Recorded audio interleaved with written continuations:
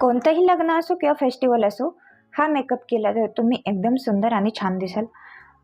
मेकअपची सुरुवात करताना सुरुवातीलाच आपण टोनर अप्लाय करून घेतलेला आहे. टोनर नंतर मॉइश्चरायझर अप्लाय केलेला आहे. मॉइश्चरायझर या ठिकाणी मी सिटॅफिलचं घेतलेलं आहे. तुम्ही तुमच्या स्किन टाईपनुसार कोणतंही मॉइश्चरायझर घेऊ शकता. स्किननुसारही मॉइश्चरायझर चेंज होतं, त्याचप्रमाणे सीझननुसारही मॉइश्चरायझर चेंज होतं. मॉइश्चरायझर नंतर आपण अप्लाय करतो ते म्हणजे प्रायमर. मी माझ्या स्किन टाईपनुसार प्रायमर यूज करते.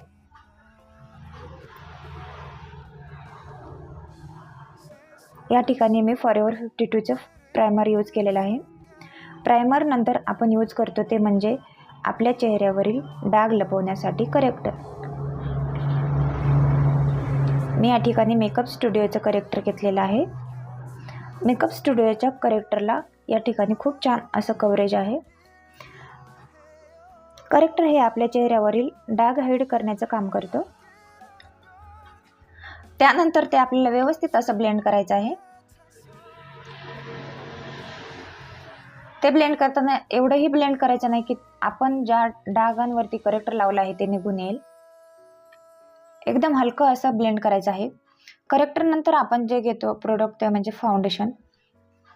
फाउंडेशन घेताना जर लग्नाचा मेकअप करत असाल तर थोडंसं हेवीच फाउंडेशन घ्या, कारण हा मेकअप आपला दिवसभर टिकून राहिला पाहिजे.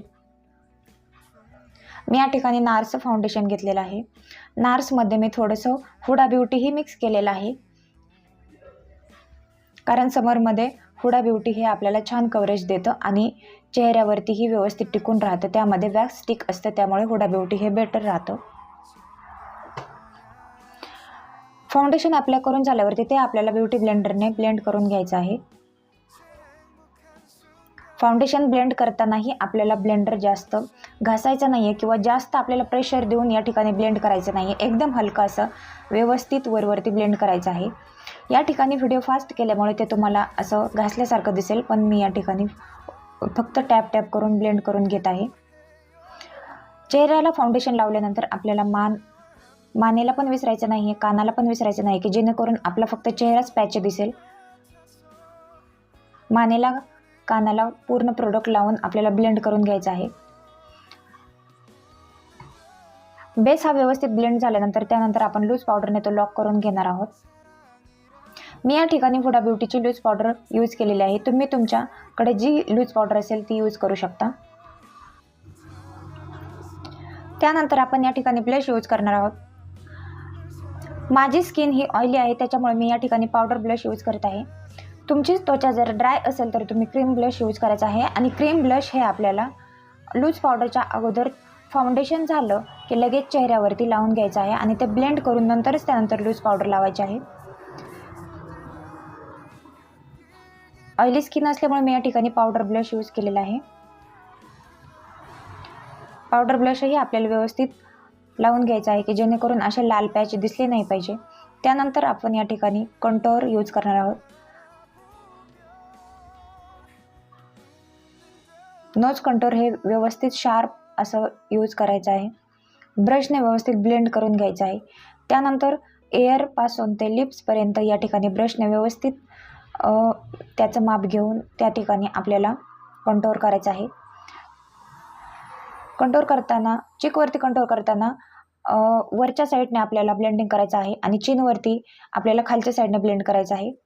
कंटोर करून झाल्यावरती आपण नेक्स्ट प्रोडक्ट घेणार आहोत, तो म्हणजेच हायलायटर.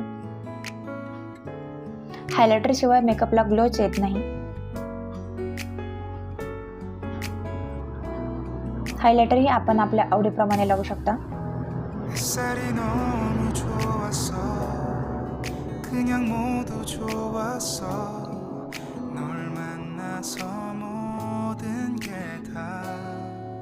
हायलायटर नंतर आपण आय मेकअप करून घेणार आहोत.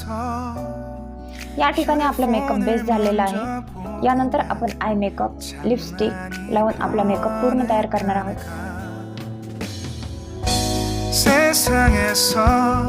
제일 행복한 순간 널 만나고 매일 겪게 돼.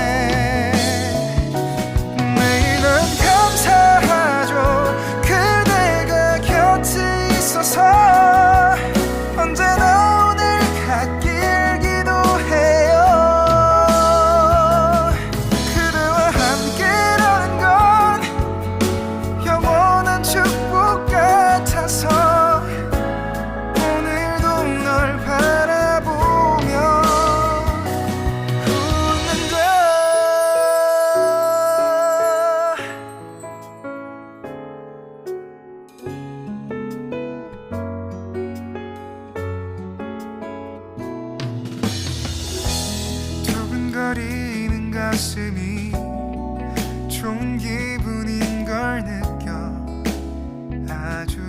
작은 떨림도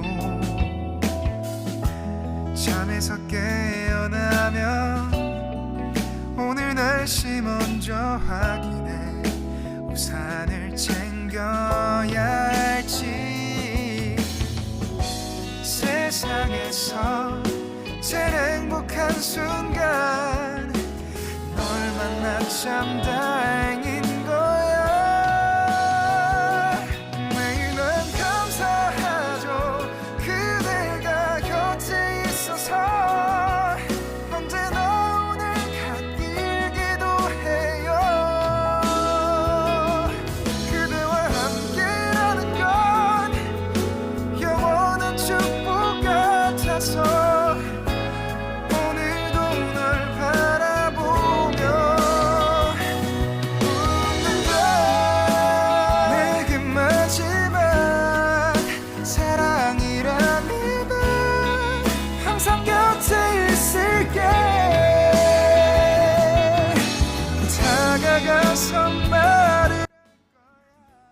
अशा प्रकारे आपण हा मेकअप कंप्लीट केलेला आहे. तुम्हाला हा व्हिडिओ कसा वाटला हे कमेंट्समध्ये नक्की सांगा. आवडला असेल तर व्हिडिओला लाईक करा, शेअर करा आणि चॅनलला सबस्क्राईब करा. आणि असेच नवनवीन व्हिडिओ तुम्हाला रोजचे रोज पाहायचे असतील तर बेल आयकॉनही दाबा. तर भेटू पुढच्या